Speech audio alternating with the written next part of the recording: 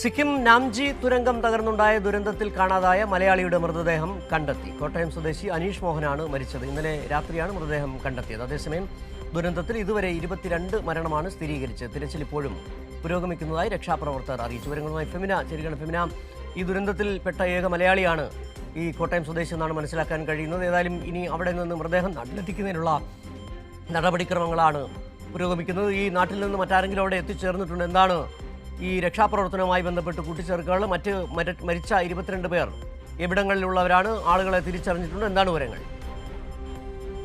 ഈ സിക്കിം നാച്ചിയിൽ തുരങ്കം തകർന്നുണ്ടായിട്ടുള്ള അപകടത്തിൽ ഇപ്പോൾ 22 മരണമാണ് സ്ഥിരീകരിച്ചിരിക്കുന്നത്.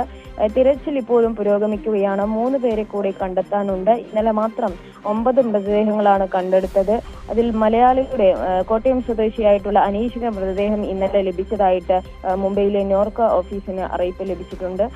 അർദ്ധരാത്രിയോടെയാണ് മൃതദേഹം കണ്ടെത്തിയത്. ഇപ്പോൾ ഈ രക്ഷാപ്രവർത്തനം ഈ സിക്കിം നാച്ചി അപകടം നടന്ന തുരങ്ക മേഖലയിൽ ഇപ്പോൾ പുരോഗമിക്കുകയാണ്. എന്തായാലും ഇപ്പോൾ 22 പേരുടെ മരണമാണ് സ്ഥിരീകരിച്ചിരിക്കുന്നത്. ഇനി 3 പേരെ കൂടി കണ്ടെത്താനുണ്ട്.